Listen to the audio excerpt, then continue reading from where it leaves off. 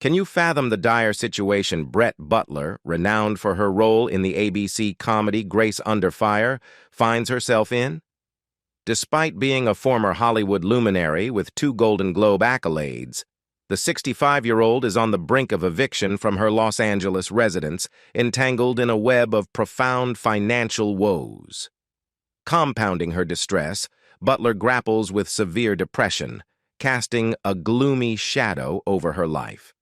If you're intrigued by the unraveling of Brett Butler's financial downfall and the present challenges she faces, this video is for you. Let's get started. In the wake of a desperate plea on GoFundMe, Brett Butler, once a prominent actress known for her role in the ABC sitcom Grace Under Fire, has decided to open up about the challenging circumstances that led her to seek financial assistance. The revelation came to light in early July, a moment of stark realization for Butler as she faced the imminent threat of eviction from her Los Angeles apartment due to being 6 months behind in rent. During the mid-1990s, Butler enjoyed a career peak, earning an impressive $250,000 per episode for her role in Grace Under Fire. However, the intervening years have seen a drastic change in her fortunes, leading to a financial downfall that few could have anticipated.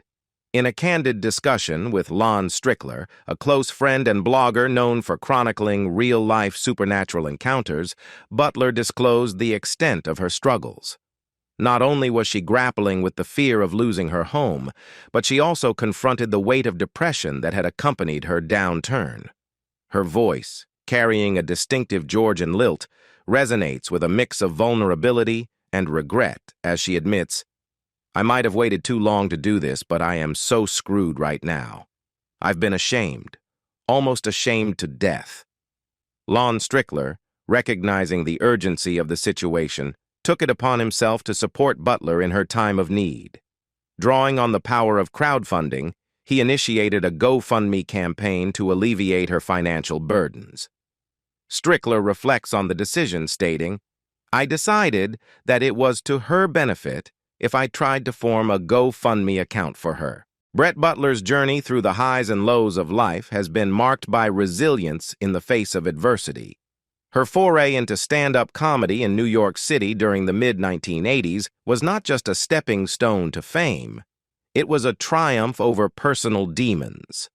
At that time, Butler had already battled and overcome alcoholism and endured an abusive marriage, the echoes of which reverberated from her tumultuous relationship with her father, who, too, was an abusive alcoholic. The challenges persisted even as success found its way to Butler. The pressures of starring in the Chuck Lorre sitcom Grace Under Fire, a show based on her own life, with the exception of the parenting aspect, as Butler never had children, took a toll on her mental and physical well-being. The sitcom's narrative mirrored her struggles, but reality and fiction blurred as the demands of fame collided with Butler's personal vulnerabilities. To cope with the strains of the entertainment industry and the physical pain from sciatica, Butler found herself entangled in a Vicodin addiction. The painkiller, prescribed for its analgesic properties, became a double-edged sword, leading her down a path of dependence. The consequences of this addiction manifested in her behavior on set, turning her into what she candidly describes as an erratic nightmare. Co-stars left the show in response to her unpredictable actions, and the once-hit sitcom faced an untimely demise. The 5th season, originally planned for 25 episodes, was abruptly cut short after just 14 were filmed. Reflecting on this tumultuous period, Butler doesn't shy away from accountability.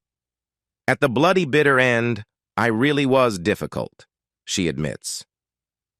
The haze of drug abuse had taken its toll, and Butler acknowledges that the show should have been discontinued sooner than it was. The acknowledgement of her own role in the show's unraveling speaks to a level of self-awareness and a willingness to confront the darker chapters of her past. Brett Butler's tumultuous journey continued with a geographical shift as she sought solace far from the glitz and glamour of Hollywood. After a few years, she made a decisive move to Georgia, where she discovered a serene property that captured her imagination through an online listing. The dream of a bucolic life in the South, however, took an unfortunate turn as she struggled to keep up with mortgage payments, ultimately leading to the loss of the farm. Contrary to a 2011 Entertainment Tonight segment that painted a stark picture of Butler living in a homeless shelter, she vehemently denies ever experiencing such circumstances. According to Butler, the homelessness narrative was fabricated by an ET producer who paid her for the appearance, suggesting a sensationalized account created for ratings. "I have no idea why she did that," Butler remarks, emphasizing that she always had a roof over her head. However, she acknowledges the pervasive nature of such stories once they enter the public domain, lamenting how misinformation can take on a life of its own. Amidst the challenges, a turning point arrived in 2012 when Sheen, a familiar face from her Grace Under Fire days, emerged as an unexpected savior. Sheen, recognizing Butler's talent and perhaps empathizing with the struggles of the entertainment industry, advocated fiercely for her. Against the wishes of the producers, Butler suspects, Sheen played a pivotal role in securing her a part as a cocktail waitress on his sitcom Anger Management. This unexpected opportunity not only defied industry norms, but, in Butler's own words, literally saved her. Fast forward to 2021, a year marked by a global pandemic that brought about a slowdown in film and television production due to COVID-19. For Brett Butler, the specter of homelessness loomed ominously amid the industry's standstill. Submitting herself to a crowdfunding campaign was no small decision for Butler. It required overcoming not only a matter of pride, but also the fear of providing satisfaction to the adversaries she had encountered on her tumultuous journey. Lon Strickler, the friend who had previously supported her during challenging times, played a pivotal role in convincing her to take this step. Despite the hesitations and reservations, Butler recalls, "He talked me into it. The way he put it was, you can't live your life based on being afraid of what haters will do." As they navigated the logistics of the campaign, the question of how much to raise became a critical point of discussion. Butler, grappling with the balance between necessity and perceived greed, candidly admitted, "I don't know. What's the cutoff line between needing something and being absolutely greedy?" Eventually, settling on a goal of $15,000, the campaign garnered support from 246 donors, raising $12,583, a significant sum that provided a temporary reprieve from the financial storm and kept the proverbial wolves at bay. Despite the initial success, Strickler recognized that more assistance was needed for Butler's journey toward stability. The crowdfunding target was subsequently increased to $20,000, with Strickler emphasizing, "She still needs a little more help. She just needs one more little nudge to get back on her feet." This sentiment encapsulates the fragility of financial stability and the ongoing challenges that individuals, even those with a history in the limelight, can face. Brett Butler's career trajectory, marked by both triumphs and tribulations, includes a significant chapter as the star of Grace Under Fire. Over the course of the show, she filmed a total of 112 episodes, each contributing to her ascent in the world of television. However, despite the substantial episode count, Butler's memories of the series are selective, as she can recall only around 80 of them. Perhaps emblematic of the challenges she faced during that period, she confesses that she cannot bring herself to watch any of the episodes, not even the highly acclaimed early seasons when she was sober and at the pinnacle of her career. "I try not to go into yesterday," she reflects, underscoring a reluctance to revisit the past. One noteworthy moment that catalyzed Butler's rise in the entertainment industry was her star-making appearance on The Tonight Show on May 14, 1987. Departing from her familiar blonde hair, she emerged as a curly-headed brunette, delivering a memorable 5-minute set that showcased her humor about life in the Deep South. joking about her redneck ex-husband and the quirks of Southern living, Butler left an indelible impression on Johnny Carson, who declared her performance wonderful stuff. This breakthrough marked the beginning of her frequent appearances on television, earning her the status of a novelty, the Southern girl who defied stereotypes by using big words. Despite her success, Butler's journey was not without its challenges. She made the bold decision to drop out of the University of Georgia to pursue comedy full-time. Her distinctive voice and comedic prowess soon landed her a writing gig on Dolly Parton's ABC variety show, but the venture lasted only one season. During this period, another working-class female comedian, Roseanne Barr, was also gaining prominence in Hollywood. Butler vividly recalls the moment she first heard Roseanne on The Tonight Show. It was a transformative experience that resonated deeply with her, prompting her to declare to her second husband, Ken Zeger, "She just knocked the door down for me." This acknowledgement of Roseanne's impact on her career underscores the camaraderie and mutual recognition among female comedians navigating the competitive landscape of the entertainment industry. In 1992, Brett Butler made a pivotal move to Hollywood after being approached by television producers Tom Werner and Marcy Carsey, the creative minds behind the highly successful sitcom Roseanne. They envisioned Butler as the lead for her own sitcom, and thus Grace Under Fire was born. The parallels between the two shows were evident, not only in their creation by the same producers, but also in their concurrent airing on ABC and shared filming location on the CBS lot in Studio City.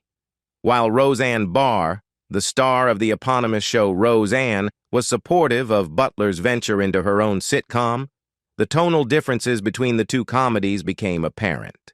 Both shows delved into the working-class experience for comedic material, yet Butler took it a step further, finding humor in life's darkest corners.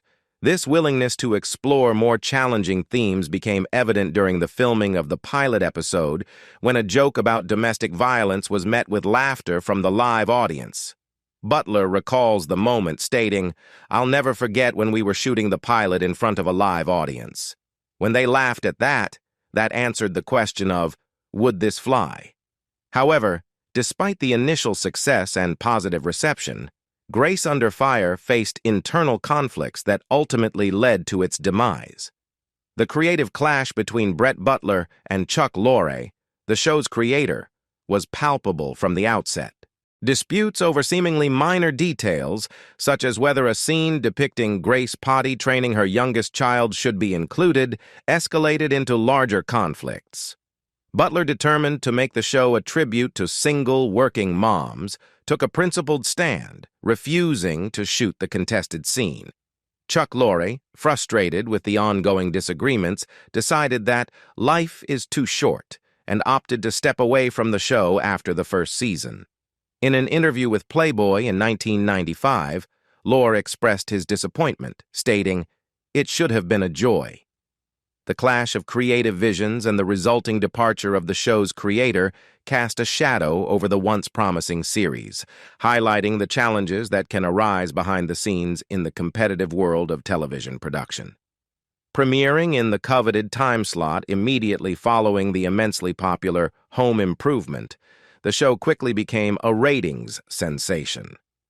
In its freshman season, it soared to become the highest-rated new series on television, a remarkable achievement that underscored its widespread appeal. By the close of the 1993-94 season, Grace Under Fire had solidified its place as the fifth most-watched show, a testament to its engaging narrative and Brett Butler's compelling performance. Critics, too, heaped praise on Butler for her portrayal of the titular character. The New York Times, in a review of the show, lauded Butler's performance, noting that she wields her Southern drawl like a lethal stiletto. This recognition highlighted not only Butler's comedic prowess, but also her ability to infuse the character of Grace with a distinctive and compelling authenticity. Buoyed by its success, Grace Under Fire continued its ascent in the television landscape. The following year saw the show rise to the impressive position of number 4 in the rankings, solidifying its status as a cultural phenomenon.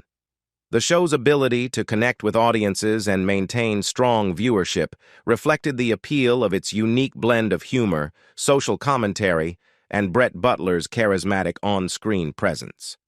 As Grace Under Fire progressed into its 4th season, it encountered a dramatic shift in fortunes that mirrored Brett Butler's personal struggles. Coinciding with Butler's escalating addiction issues, the show's once impressive standing plummeted to number 45 in the ratings.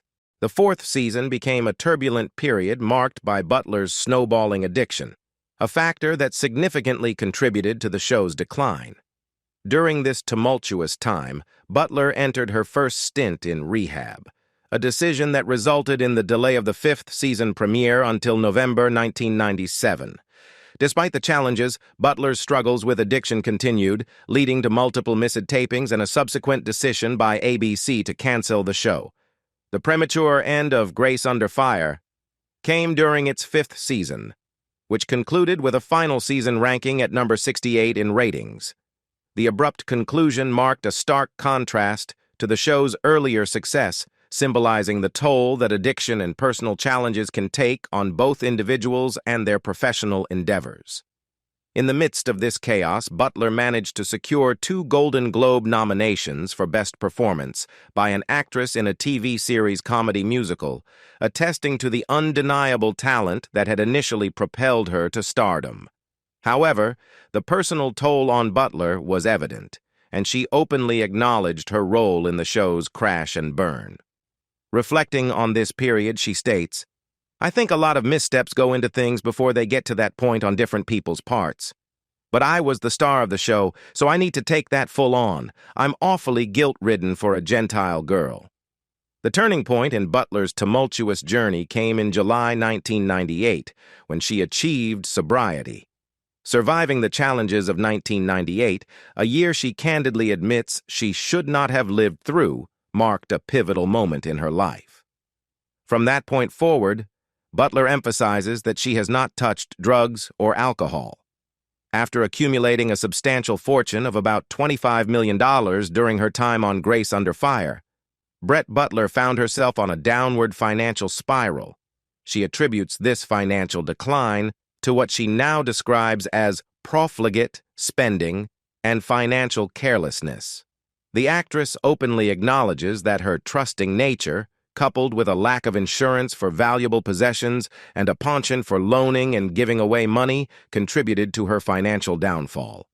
Reflecting on this period, Butler admits, "I was a little bit too trusting with some people that worked for me, and I had a lot of things stolen. That's just stupid on my part, not to have insurance for those things, and to loan and give a lot of money away. I really just felt so guilty for having it. I almost couldn't get rid of it fast enough." Despite her adeptness at delivering cutting one-liners, Butler reserves the harshest criticisms for herself. She acknowledges her financial missteps and the consequences of her choices, demonstrating a level of self-awareness that extends beyond her comedic persona. Butler grapples with the guilt associated with having had financial success and the subsequent challenges that came with it. Her openness about these struggles and her self-imposed guilt reflect a complex relationship with wealth and a recognition of the pitfalls that can accompany it.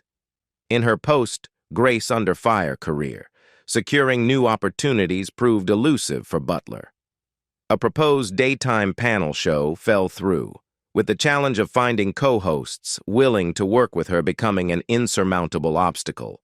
Additionally, a potential reboot of the 1970s detective show McCloud, where Butler was set to play the title character, came close but ultimately did not materialize. The hurdles in her professional endeavors, such as changes in network leadership and personal dynamics, highlight the unpredictability and challenges that artists face in the industry. In the early 2000s, facing the constant threat of relapse in Hollywood, Brett Butler made a life-altering decision to leave the glitz and glamour of the entertainment industry behind and return to her roots in Georgia, where her 3 sisters still resided. However, her choice of a homestead turned out to be less than idyllic, as she found herself in an environment overshadowed by the ominous presence of the Ku Klux Klan and meth labs. This move marked a significant departure from the Hollywood lifestyle and plunged her into what she describes as a grim reality. During this challenging period, a profound attachment to animals became a source of solace and purpose for Butler. At the age of 40, she embraced a new role as what she humorously refers to as one of those crazy ladies that starts to rescue everything: dogs, cats, and especially horses. This marked a transformative chapter in her life, filled with the joy of riding, saving, brushing, and simply spending time with these rescued animals. In this newfound connection with animals, she found a sense of purity and innocence, describing the experience as making her feel like an 11-year-old girl. Financial troubles loomed large during this time, and Butler had been counting on revenue from a Grace Under Fire DVD deal, anticipating a substantial $1 million windfall. However, the deal never materialized, leaving her broke and facing the foreclosure of her farm. Around a decade ago, she made the courageous decision to return to Los Angeles, bringing with her 3 cats and 4 dogs, including the surviving elderly rat terrier named Kino. The logistical challenges of such a journey, as she humorously notes, included driving 2,500 miles with a litter box in her truck. Despite the hardships, Butler embarked on a journey of professional resurgence upon her return to L.A. She secured roles in several high-profile projects, showcasing her enduring talent and resilience. Notable appearances include playing an adoptive mother on ABC's How to Get Away with Murder in 2016, a role on HBO's The Leftovers, a recurring part in the 9th season of AMC's The Walking Dead, and most recently portraying the mother of Reese Witherspoon's character on Apple TV Plus's The Morning Show. In recent times, Brett Butler has managed to rebuild her reputation on Hollywood sets, earning praise for her talent and versatility. Damon Lindelof, the showrunner of The Leftovers, recalls her audition for a one-off FBI agent character where Butler made compelling and interesting choices, showcasing a depth of performance that went beyond her previous television persona.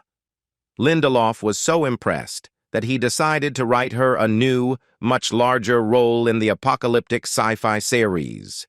In The Leftovers, she portrayed Sandy, the gatekeeper of a tent city in Texas, delivering a standout performance that left a lasting impression on the show's creator.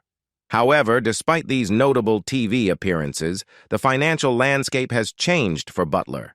The earnings from her infrequent TV roles are a far cry from the lucrative days of Grace Under Fire. Butler reveals that she now earns slightly over the guild minimum, typically around $5,000 for a one-day shoot. Even her most consistent gig, with 33 episodes on anger management, only covered her cost of living expenses. This includes the $2,500 rent for her one-bedroom apartment in an undisclosed area she describes as one of the beigest parts of L.A. where they love Trump but won't talk about it. She also allocates funds for the ongoing care of her 19-year-old mare, Tommy, back in Georgia. Despite the financial constraints, Butler remains committed to caring for Tommy, expressing concern that the elderly horse could face a grim fate without proper care.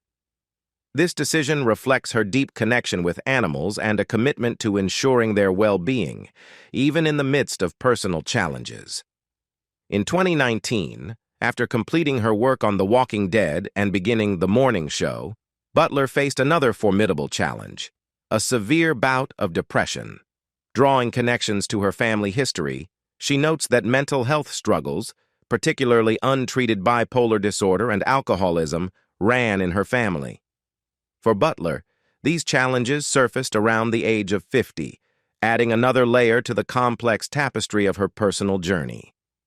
Brett Butler faced a harrowing episode of depression in 2019, which she vividly describes as a monster that moved into my house. The symptoms were debilitating, encompassing suicidal ideations and agoraphobia. The weight of waking up and grappling with the realization of being alive became a daily struggle. In a darkly humorous reflection, she conveys the heaviness of each morning with the words, "It's a drag to wake up and go, oh, damn, I woke up." The agoraphobia, coinciding almost too conveniently with the onset of COVID-19 lockdowns, provided an unexpected blanket for Butler to hide behind. She acknowledges using the pandemic as a shield, allowing it to mask her insecurities and failings. However, she recognizes the need to emerge from this protective cover and confront her challenges directly, marking a crucial turning point in her journey toward healing and self-discovery. The past few years have indeed been an incredibly challenging stretch for Butler, as she acknowledges. Yet, she emphasizes that these difficulties have been universal, affecting everyone. Despite the hardships, Butler remains resilient, echoing the sentiment that tough times are not synonymous with defeat. Damon Lindelof captures this spirit by stating, "We love comeback stories in this town," acknowledging the industry's penchant for narratives of triumph over adversity. Looking ahead, Butler contemplates a potential comeback, and while it may not manifest in another sitcom, talk show, or supernatural series, she hints at a return to her roots in stand-up comedy.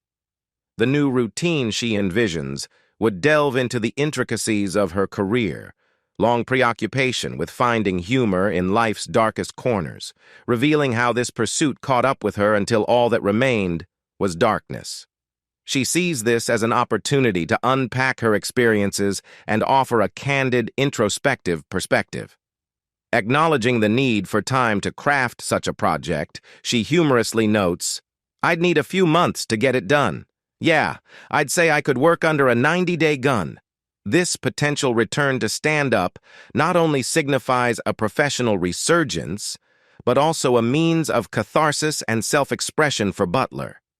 Recently, there are signs that the clouds of adversity have begun to part for Brett Butler. A notable indication of this shift is her return to a familiar creative ritual, pulling out a notebook and jotting down jokes in longhand, reminiscent of the early days of her career. This act of reclaiming a fundamental aspect of her artistic process holds significant meaning for Butler, symbolizing a return to the roots of her passion for comedy. In expressing her gratitude for this rediscovered creative impulse, Butler reflects on the purity of creating jokes without the weight of past challenges. She shares, "I couldn't remember the last time I'd done that. I was so grateful. It was like something I did at the beginning when there was no roof on my dreams." This sentiment captures the essence of a renewed sense of freedom and possibility, akin to the unbridled enthusiasm she experienced at the outset of her career. What do you think about the difficulties that Brett Butler had to go through after bankruptcy? Leave us your comments in the section below.